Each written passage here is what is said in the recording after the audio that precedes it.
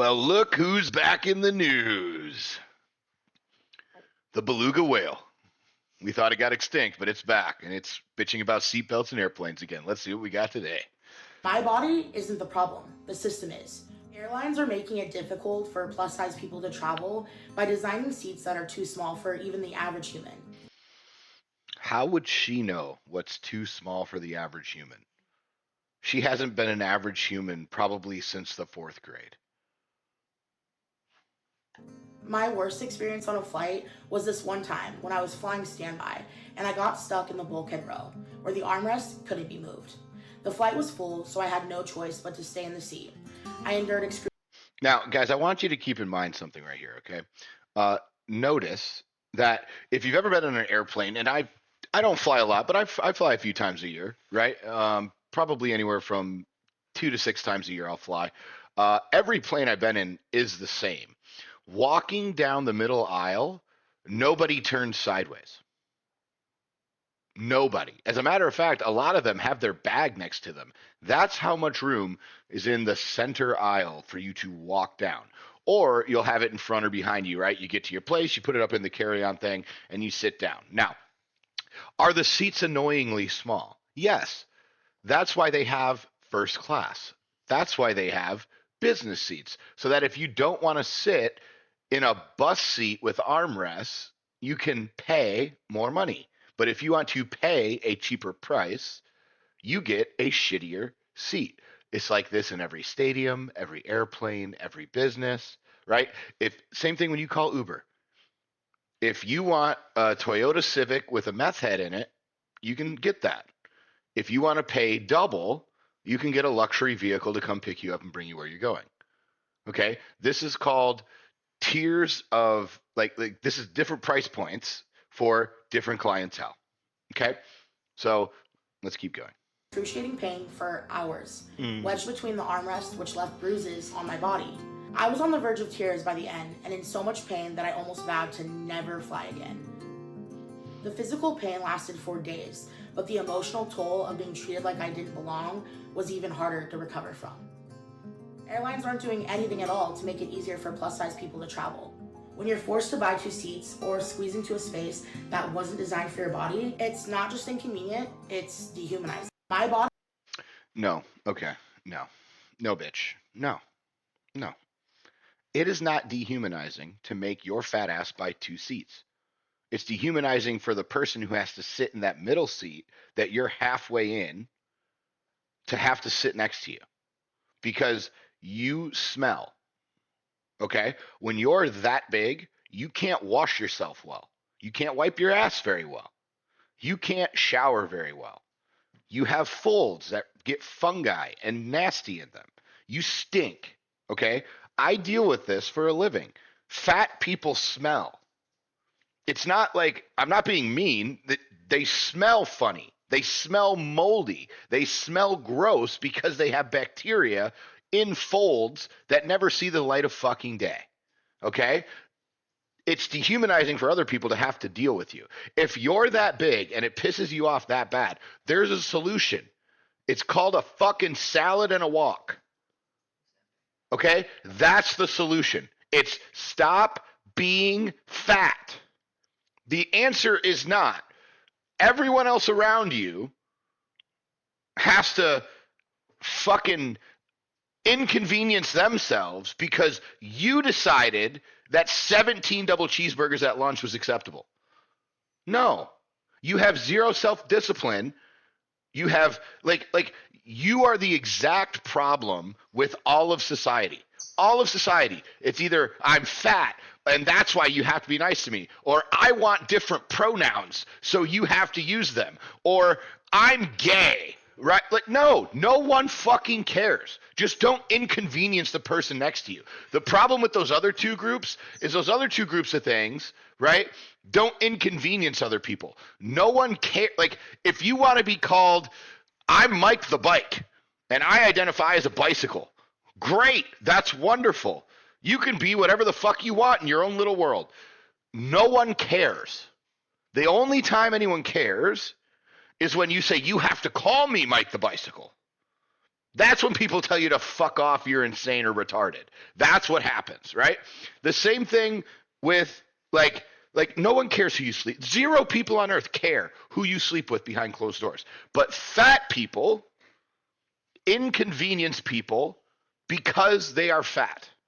And it's not because of the way they look, although no one wants to look at them, except for like maybe some people who are getting deported, right? Those guys love you. But like everybody else doesn't care. You inconvenience, like if the person next to you who's supposed to sit in that middle seat, because let's be honest, your cheap fat ass spent all your money at Five Guys, not on 2 flights, not on 2 seats, okay? So you had the money. You don't get to eat like that and be broke, okay? Your grocery bill, if you halved it, you'd have halved you, which would have put you in 1 seat. You would have had more money than it would have cost you for 2 seats.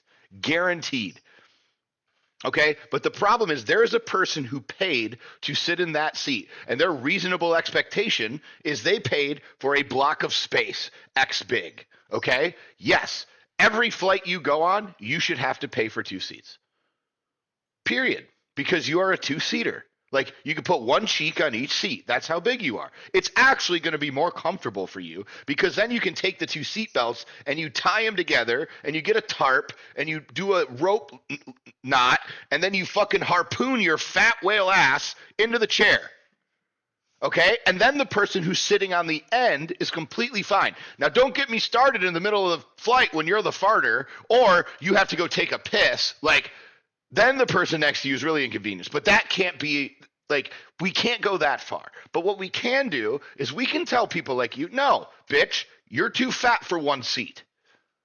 And that should be the policy. As a matter of fact, Delta, I would like to submit my resume now. I will sell all of my businesses and I will be life fulfilled. If whenever a plus size person goes to book flights and they complain, you hotline them in to my headset and I get to have the conversation. I will do this for you I'll do it for the whole company, just all day. Fatty conversation all day. I'll stream the whole fucking thing. You don't have to pay me shit because I will be YouTube. I will be the rich, like Mr. Beast won't have shit on me if I got to literally record and post the conversations with, because you tell them before they call, right? Hey, the conversation, maybe you record it for training purposes. Now, we'll just put, hey, the conversation may be recorded and you might be talking to the fatty killer, right? Like, and that'll just be what they call me. And we just send them on to me and I will handle the complaint desk, right? And I'll do it while eating toaster strudels to like really make it funny or like pizza or something, right? Like I'll do that. Now, the difference is I'll go run for 4 miles to burn off the piece of pizza, right? She won't. But at the end of the day, these people need to be told the fucking truth. No, actually, you're the inconvenience. Everyone around you doesn't want to fucking smell you because you're going to sweat on that fucking plane because you sweat doing anything. Because if I were to tell a normal sized person, like let's put it this way, what is she? She's at least 350, probably 4. So let's just say she's 4 so we can keep the numbers even. And let's say an average female at her height and size is about 150 pounds. So if I told a 150 pound woman, hey, I want you to farmer's carry 250 pounds, like 125 dumbbell in each arm, and I want you to carry it through the airport, onto the plane, and to your seat. That person would be exhausted and sweaty. That's what's going on your spine and your muscle system and your spinal system and your joints and everything else. That's what you don't get. You're going to be dead soon, so your complaint won't matter anyway. But at the end of the day, like, yes, it's exhausting. Trust me. I've worked with a dude who was 5'3", 500 plus pounds. We had to weigh him on a fucking freight scale. We had to get medical approval just to find out what even the doctors would allow him to do inside of the gym. And I helped him lose a shitload of weight. Right? And I've had countless people who we've helped lose hundreds of pounds. That's not the point. The point is the people who change realize that they're the problem. The people who don't want everyone else to be at fault and to convenience them so that they can live in their self-sabotaging behavior. And the problem is we're done with it as a culture. We're done with it as a culture. Trump won.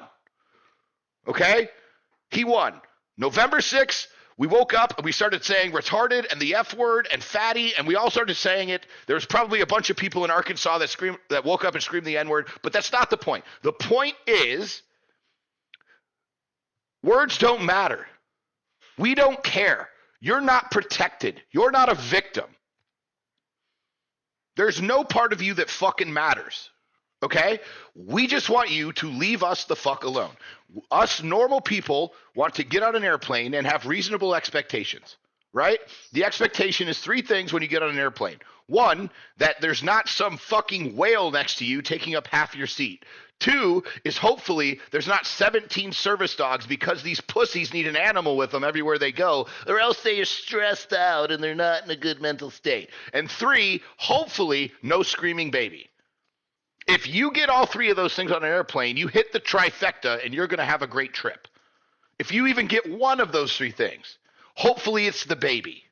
Second, the dog. And the worst is you. Because the baby will eventually go to sleep. The dog will bark for 5 minutes. It might shit in the thing. We don't know. But it's still going to smell better than you. Okay? So the point is, people like you need to go the fuck away and understand that if you want treatment and you want to feel non-dehumanized, then stop dehumanizing yourself, because that's what you're doing. You're fat and no one cares about your fucking feelings because you decided to eat them away. Get on a fucking treadmill, bitch.